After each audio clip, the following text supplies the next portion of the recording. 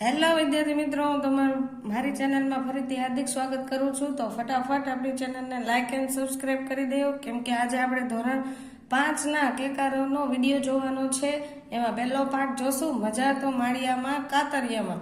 તો ફટાફટ આપણી ચેનલને વધુ વખત શેર પણ કરો તમારા ફ્રેન્ડને, જેથી એને પણ આ વિડીયો જોવા મળે અને તે પણ આમાંથી જોઈને વર્ક કરી શકે।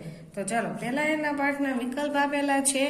તો પહેલું છે વિકલ્પનું, તો કે ફિયોના કેટલા વર્ષની હતી? તો કે 7। ફિયોનાની બૂમ કોણે પાડી?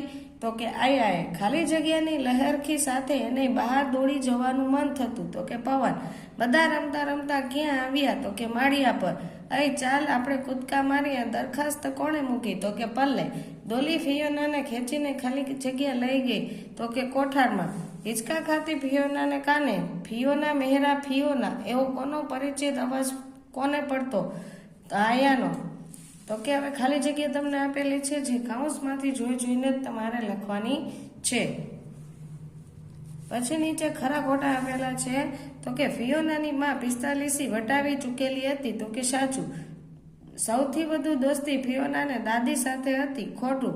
નાના પલંગમાં ફિયોના પાસા ગસતી પડી રહેતી? તો કે ખોટું। પછી ચોથું ખરું ખોટું છે, ફિયોના ચોર પગલે ઘરની બહાર નીકળી ગઈ? સાચું।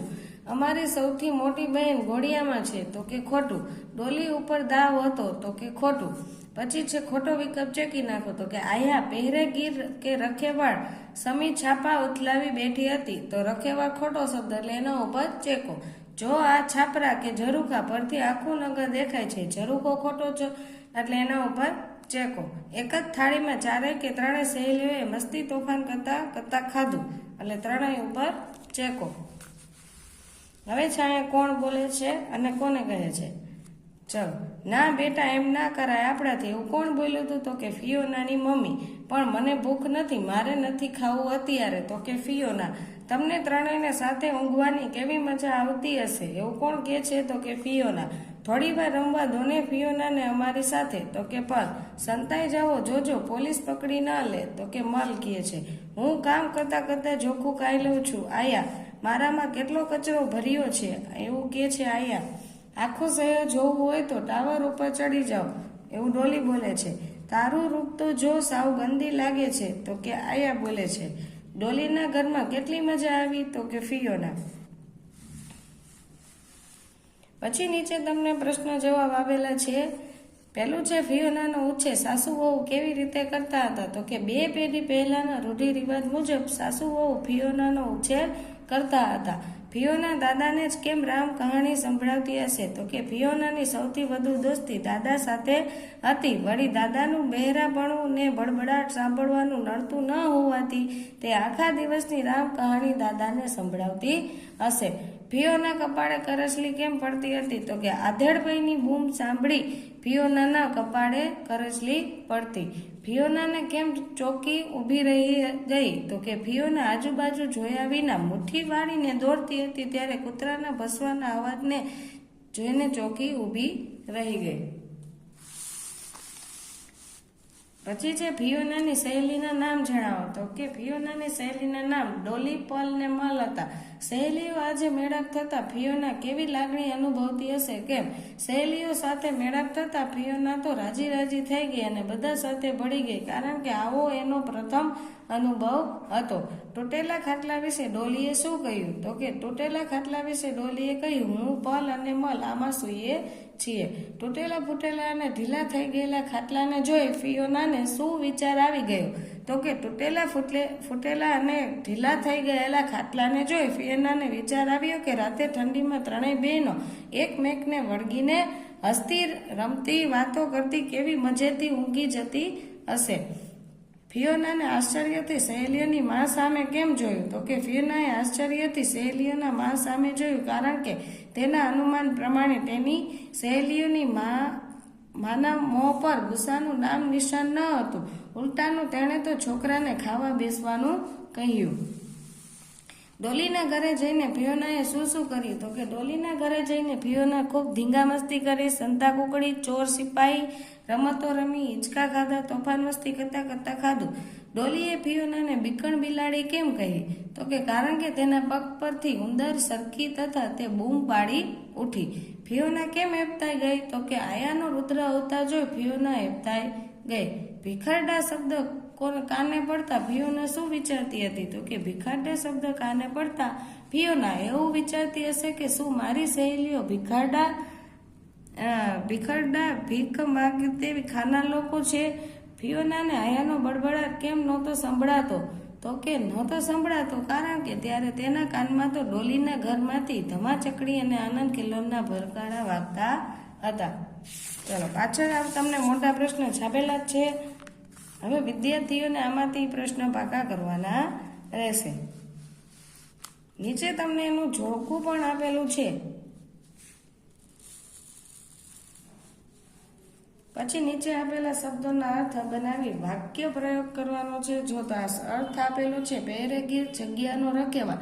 નીચે વાક્ય તમે કોઈ પણ બનાવી શકો પણ તેમાં પહેરેગીર શબ્દ આવવો જોઈએ. પૌત્રીનો અર્થ થાય છે પુત્રની પુત્રી અથવા દીકરાની દીકરી.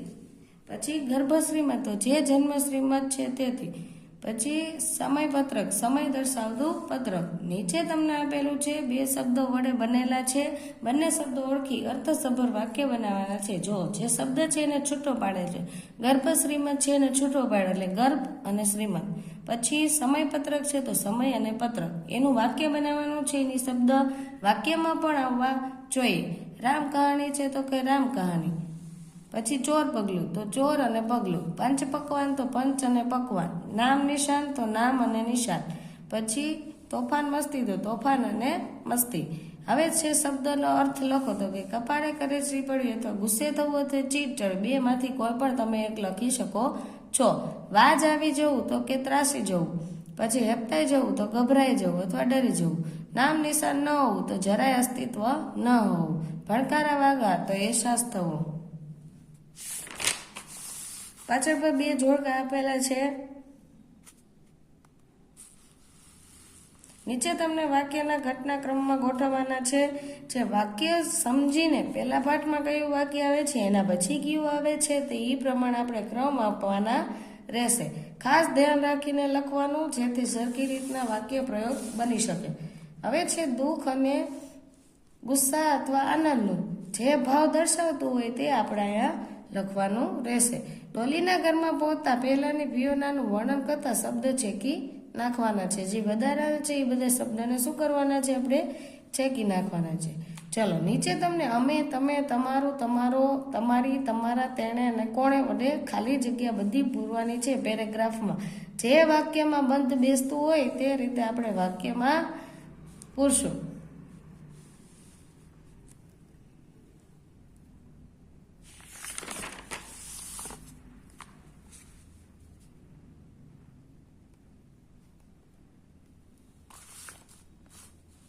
હવે નીચે પાછો એવો પેરેગ્રાફ પ્રશ્ન નંબર 19માં છે. એમાં તો બબે જ કાઉસ છે એટલે આપણે નક્કી કરીને પૂરવાનું રહેશે.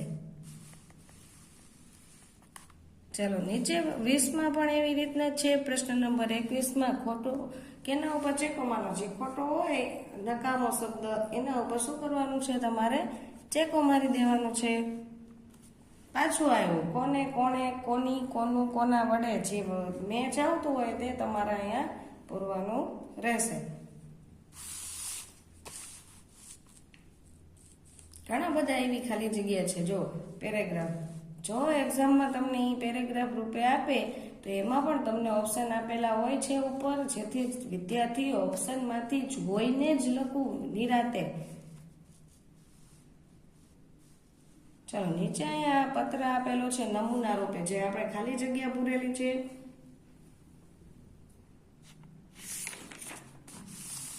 ચાલો આડાઅવળા અક્ષર છે જે પરીક્ષામાં વધારે વખત દર વખતે લગભગ જે મંથલી હોય એમાં તમને અથવા વાર્ષિક પરીક્ષામાં પણ પૂછી શકે છે એવું છે. અને નીચે છે સ્વચિહ્ન બદલાવીને જે શબ્દ બનાવવાના છે એ બનાવીને આપેલા છે. હવે નીચે કાવ્ય પંક્તિ છે. જે પૂર્ણ કરવાની છે વિદ્યાર્થીને, જે આમાં સ્વાપોથીમાં છાપેલી જ આપેલી છે. ચાલો અહીંથી બીજો વળી ટોપિક ચાલુ થયો છે ચંદુ ઉંદરડી વાળોની.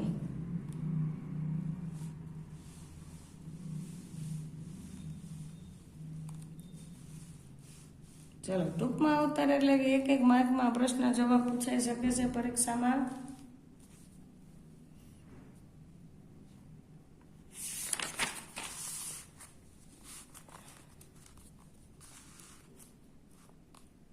પ્રશ્નના ઉત્તરના જે પ્રશ્નો આપેલા છે એ તમને પરીક્ષામાં 2 માર્કમાં પૂછવાના આવશે. ચલો લીટી દોરેલા શબ્દોનો અર્થ વાક્ય બનાવીને તમારે એના ઉપરથી વાક્ય બનાવીને આપવાનું છે. એનો અર્થ શું થાય છે એ કહેવાનો છે અને વાક્ય બનાવવાનું રહેશે.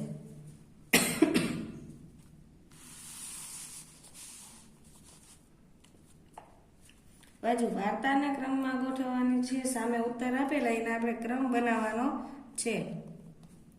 હવે ઉપર તમને કાઉન્સ આપેલા છે, જેમાં જે મેચ આવતો હોય, ઝટપટ કોની સાથે આવે, છાનામાના કોની સાથે, એ બધું તમારે પાઠના આધારે લખવાનું રહેશે.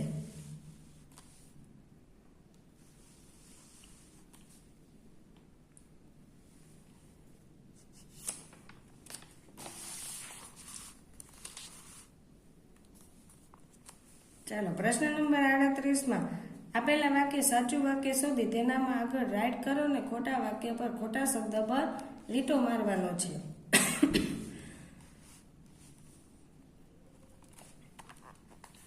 જો 39મો પ્રશ્ન છે ને વિદ્યાર્થીઓ એ વધારે એક્ઝામમાં પૂછે છે, તમને 2 માર્કમાં અથવા 3 માર્કમાં પણ પૂછી શકે. જો ખોટો શબ્દ હોય અહીંયા સાચો શબ્દ કરીને આપણે ફરીથી ને પેરેગ્રાફ લખેલો છે તેવી એવી રીતના જ તમારે પરીક્ષામાં પણ લખવાનું રહેશે. ખાસ સૂચના.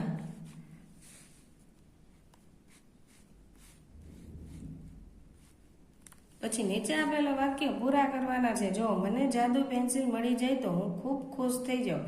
મારી પાસે પાળેલો હાથી હોય તો હું તેના પર સવારી કરું. આ વિદ્યાર્થીઓને પોતાના વિચાર પ્રમાણે પણ એ લખી શકે છે. ચાલો હવે જો સમાનાર્થી શબ્દ આપેલા છે, નીચે તળપદા શબ્દ છે. સમાનાર્થીમાં કોઈ પણ તમે એક લખી શકો છો. શબ્દ સમૂહમાં પણ આપેલું છે અને વિરુદ્ધાર્થી શબ્દમાં જો 2 લખેલા હોય તો તમે એક પણ લખી શકો છો.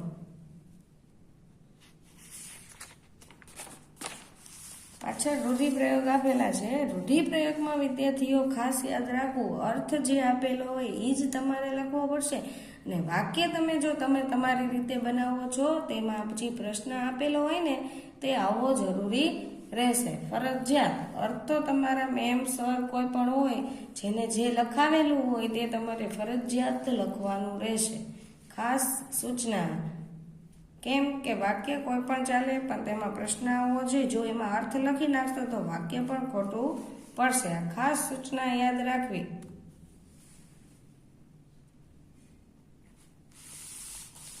પાછું જોડણી સુધારો છે જે પાઠ્યપુસ્તકમાંથી તમે જોઈન કરી શકો છો અથવા આમાંથી પણ જોઈન લખી શકો છો. અને નીચે શબ્દ ભંડોળ વધારેલો છે, શબ્દ આપેલા છે. આ પાઠ અહીંયા પૂરો થાય છે. તો ફટાફટ આપણી ચેનલને લાઇક એન્ડ સબસ્ક્રાઇબ કરી નાખો જેથી બધા વિડીયો તમને આગળ વધુ ફટાફટ જોવા મળે.